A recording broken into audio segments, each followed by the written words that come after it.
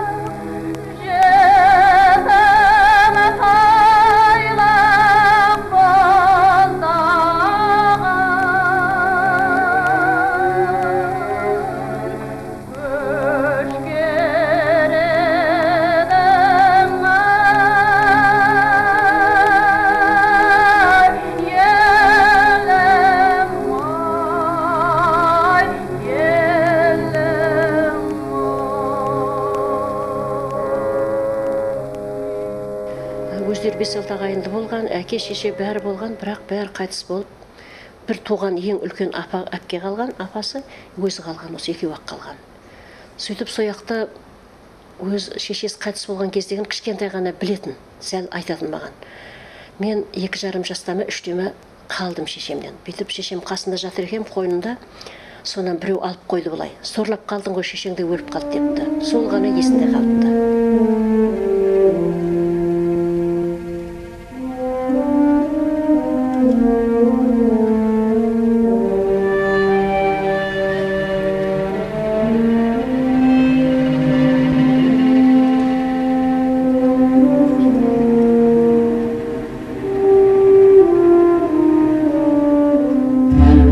Сәрсен, Есен, Көшен деген 3 ата, 3 кісі болған ғой. Сонда Сәрсеннен біздің папамыз, Есеннен жаңа Кірбас деген кісі екен, содан туған қыз жаңа апамыз екен, Бәтіш деген. Содан кейін тағы бір атадан Жалғасбай деген ата бар екен, ол баяғыдан атын мінгізіп алып жүрген кісі, одан апа бар еді, Ағзада деген, ол Қарабұтақта қалды, сояқта болды. Әз жетімнің арқасында Құдай бар деді. Құдай жеттім деді, бос қалдырмайды, қолдайды. Сондықтан менің де арқамда Құдайым бар деп. Қанша қиыншылық көрсе де өмірінде, тағдырдың қанша тексеруден өтсе де, өз тағдырын өзі жасаған адам.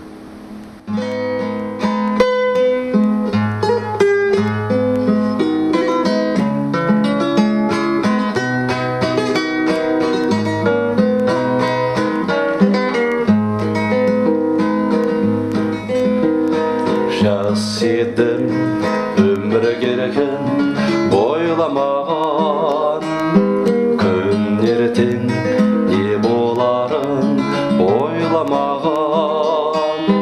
Шарықта кетсем адалас қанатағы, өзіңдей қамқорадан қайдамаған.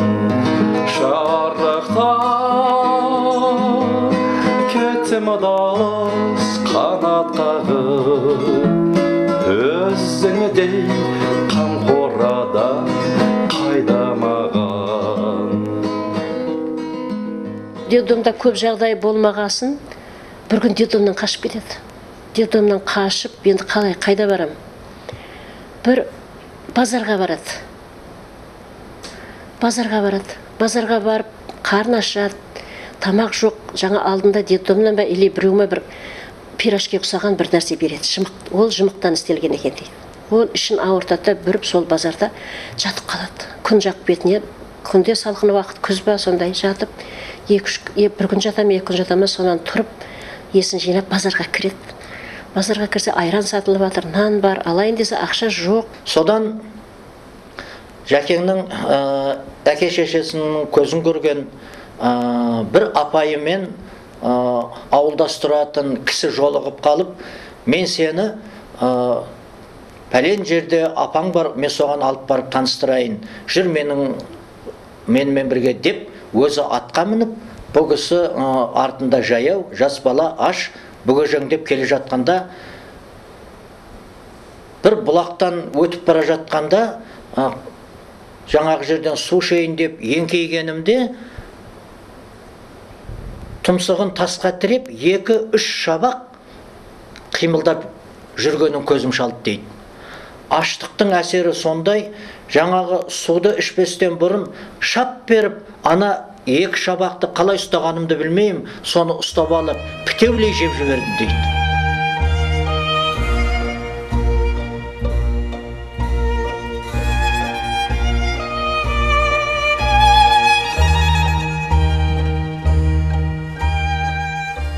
Да, это великое счастье — встретить в жизни свою золотую рыбку удачи.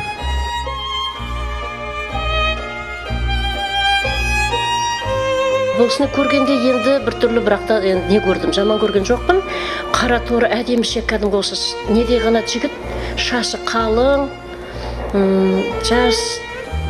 Сосын кішкентай мен ұялам, қорқам, бір түрлі сөйтіп құлай қашамын, недем, сөйтсем бұл кісі мен ұстады, қашып тұрам мен одан.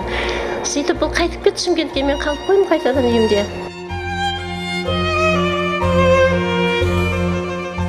Содан сол бұйрық қой, алам деп, сол ағыстың ішінде барды ғой, Мамықпенен Жақия, бер деп. Сосын анау Сержан деген, Тойбазар деген інім бар. Олар айтады, нағыласын сен, бер, бір жек жат, 2 жек жат болатынды, 1 жек жат болатын. Құда балам, дейді ғой маған.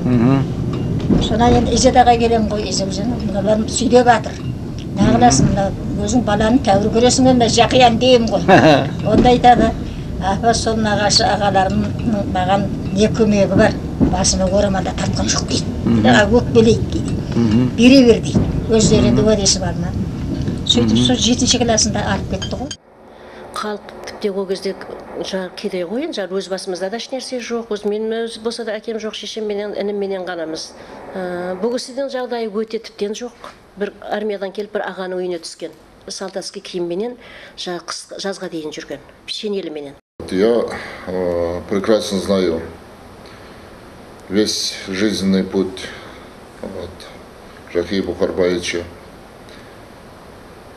Насколько особенно в молодости пришлось ему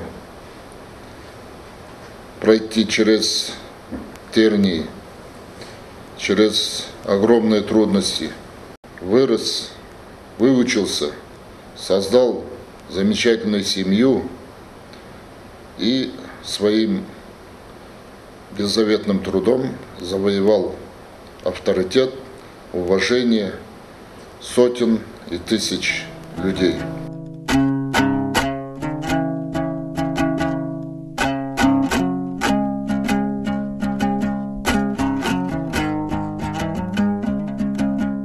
Он всегда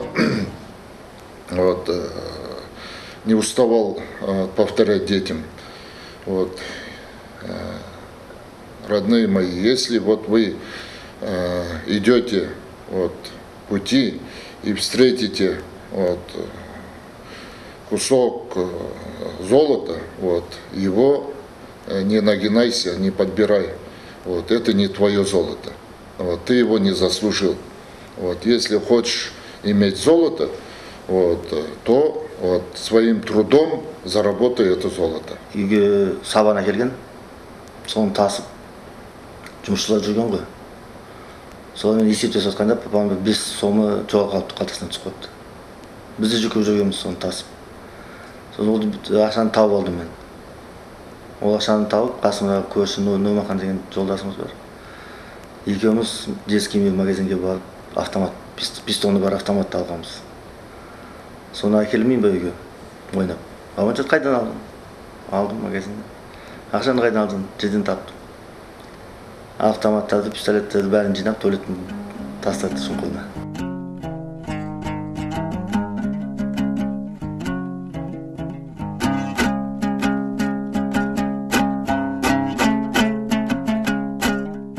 Когда радостно, у него так лицо сияет. Ну, он всегда заботился о всех людях. Вот там надо было, чтобы, если в роддом ехать, там не забыть медсестре, сестре там что-то дать, маме там. Ну вот, то есть сразу, вот когда у него такое, хорошее настроение, все это, и он начинает, как бы забывает о себе, а заботится о всех окружающих. Ну, а папе только такие добрые, теплые воспоминания. А в детстве... Для нас всегда папа был таким идеалом. Больше... По времени находился папа больше на работе, мы дома с мамой, с семьей. И вот всегда ждали нетерпением вечера, когда придет папа с работы. Как бы устал по раннему детству, там, по воспоминаниям. Все эти наши акробатические этюды. Приходил уставший, сразу сходу. Кого-то на шею, кого-то под потолок покидает. И вот буквально 5-10 минут общения нам это было как бы большой радостью.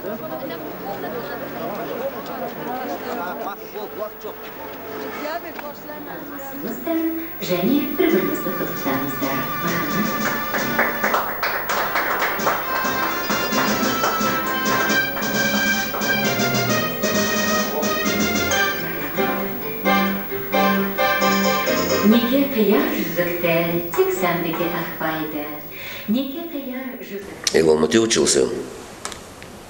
По-моему, это высоты или юбилей было, или что. Это из-за того, что подарок здесь считает. Ну, подарок что, в гостиницу вниз спустился, ювелирным что-нибудь купил. Мы с ним ездили несколько магазинов ювелирных в Алмате. Там их было всего 3-4, по-моему. Все объехали. Очень долго, тщательно подбирал подарок. Вот это вот мне запомнилось тоже. То есть он хотел такой подарок сделать жене, наверное. Ну, как-то свою благодарность выразить, что ли.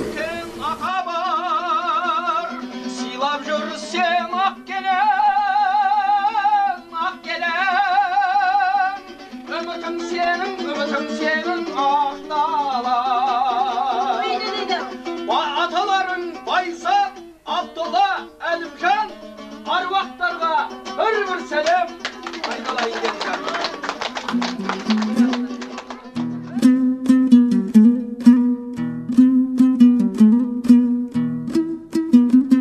Это вот хранилось в секрете. Не то, что в секрете, даже не родственники, никто об этом даже никогда не говорил, что я вообще даже мысли не допускал об этом. Не знал даже, что он мой отец.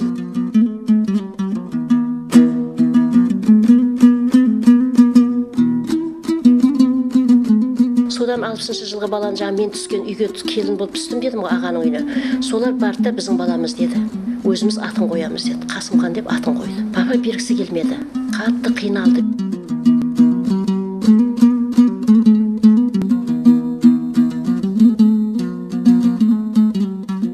Көпті көрген көпті біледі дейді, наверное. Может быть, то, что он действительно это прожил, видел, что он один же оставался, один рос.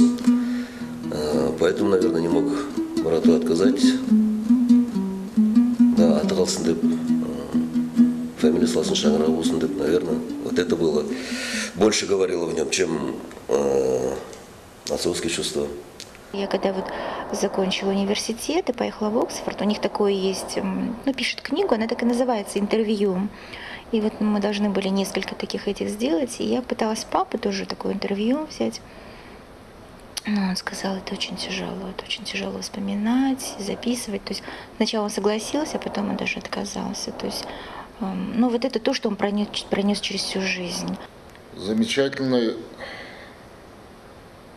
момент в его действиях я должен сказать, вот, как он связал судьбу поколений, вот, как он передал своим детям вот, добрые отношения к родным местам, добрые отношения к памяти родных, близких. Вот он каждый год возил детей, семью свою в родные места, давал там ас, читал Коран за упокой души от своих близких. Хотя он оттуда уехал вот, 50-60 лет тому назад. Вот это останется, передастся из поколения в поколение. Жахия Бухарбаевич вот, возглавлял крупные комбинаты общественного питания. Вот, а в торговле общественного питания вот, эта сфера считалась еще более сложным. Вот, и те большие коллективы, которые он возглавлял, всегда завоевывали призовые места. Вот, в то время вот, этому большое внимание уделялось. Соревнование было социалистическое, всесоюзное. И в пределах, так сказать, союза деятельность вот, коллективов, которыми руководил Жахия Бухарбаевич, вот, всегда оценивалась очень высоко. Вот, значит, знамена, награды, маленькие, так сказать, штрихи.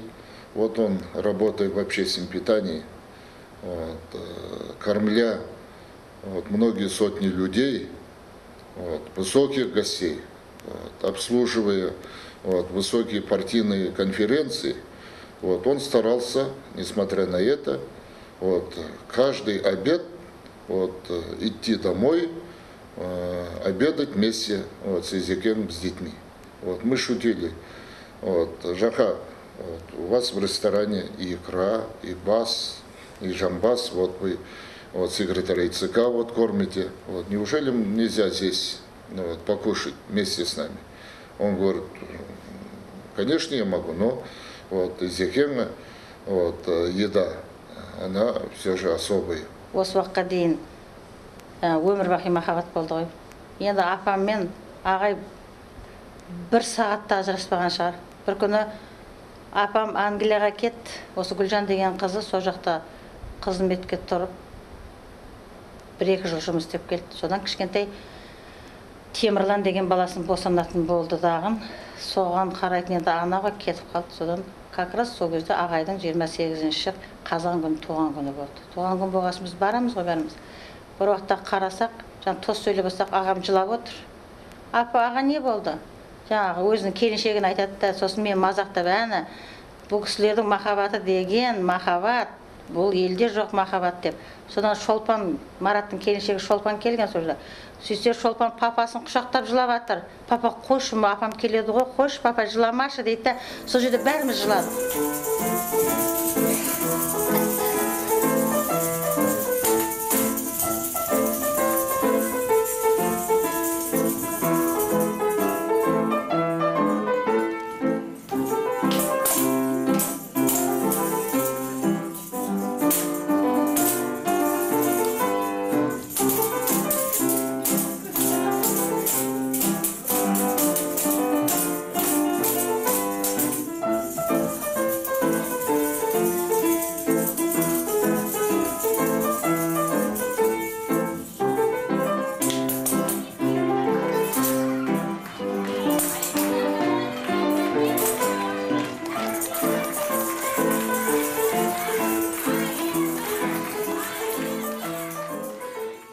Папасы үшеуміз соны сөйлейміз, сен қашан үйленесің, бұл үйде адам жоқ, ана мынау деп Жанбатқа сөйлеп кетеміз.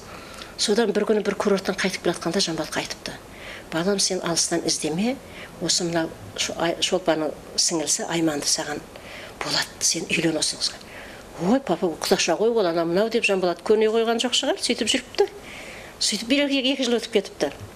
Сөйтіп жүргенде бір күні тағы да курорттан шетелден қайтып келе жатсақ, папасына Жанболат айтыпты, папа, мен осы сіздің сол айтқаныңызды орындаймын ау деп қуанып кеттік. Маған айтты, енді ол сонда ғана білдім мен. Қойыңызшы жақа, осы құдалығымызда жетер деп жүрген кезде бір күні Изада екеуі үйімізге келіп тұр. Жанболат пен Айман бір-бірін жақсы көреді екен. Айманға екеуінің келісім бар екен, Айманға құда түсіп келіп тұрмыз деді. Біз бұндай балдардың шешіміне үлкен құдамыз келіп тұрғаннан кейін келісім бермеуге еш мүмкіншілік жоқ. Сол кезде байқағанымыз осы Жанболат Айманды ұнатып, өзінің өмірлігін серігін тапқанына Изада екеуінің қуанышы қойнына сыймай жүрген кездерде мінеки болды. Алғаш қызымда көп уайымдеген едім. Кейін Айманды берген кезде еш уайым болған жоқ. Өйткені жаңағы Жақаң мен Изекеңнің махаббатын көрдім. Одан кейін Марат пен Шолпанның махаббатын көрдім. Айманды бергенде алғаш кезде осы қысылғандай жағдай болды. Өйткені ойпырмай басқа адам табылмай қалғандай. Сол бір Жақанға қыздарын бере бересіңдер ме дегендер болды. Жан әке шертіп сезім домбырасын, кеудемді қуанышқа толтырасын. Арманым биігіне қалашырсын, алдымдай асқарда бұл сен тұрасың.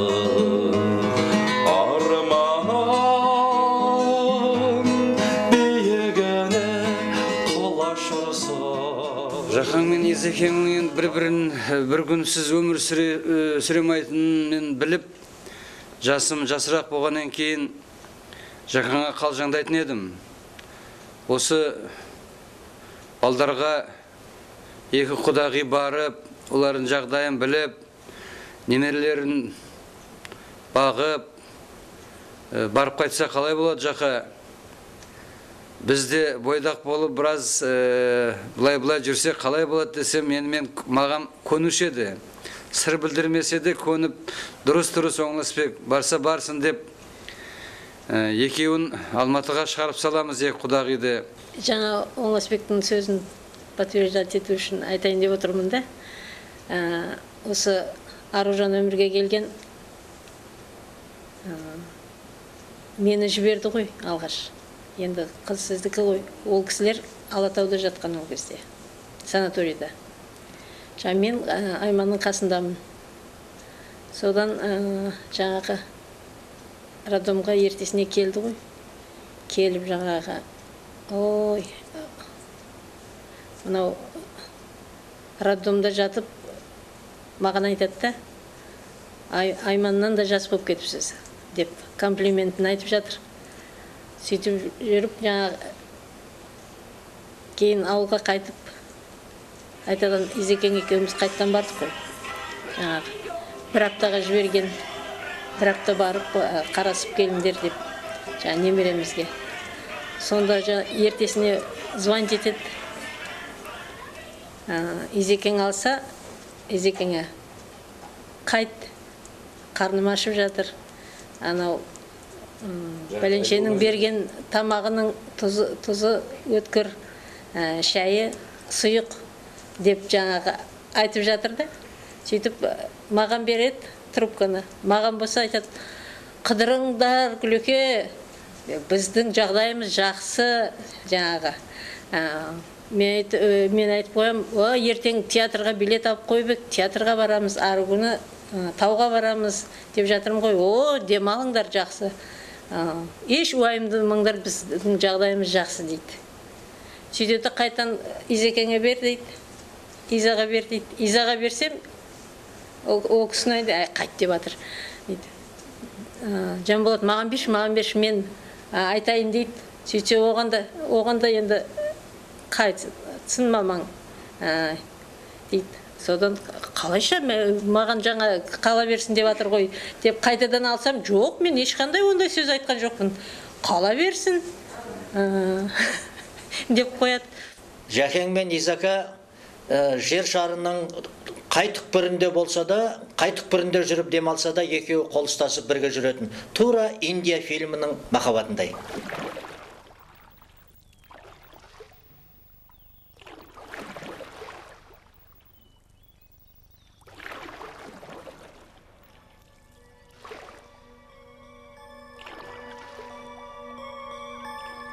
चुपके से सुन इस पल की धुन, इस पल में जीवन सारा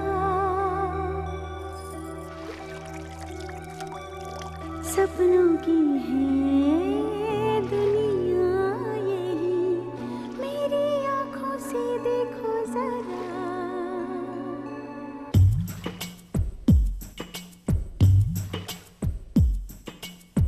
चुपके से सुन इस पल की धुन, इस पल में जीवन सारा सपनों की है दुनिया यही, मेरी आँखों से देखो जरा। गहरा धुआं हटने लगा, कोहरे छाटे देखो चारों तरफ, अब दूर है जन्नत। उजली ज़मीन, नीला गगन, पानी पे बहता शिकारा, सपनों की है दुनिया यही, तेरी आँखों से मैंने देखा। चुपके से सुन इस पल की धुन।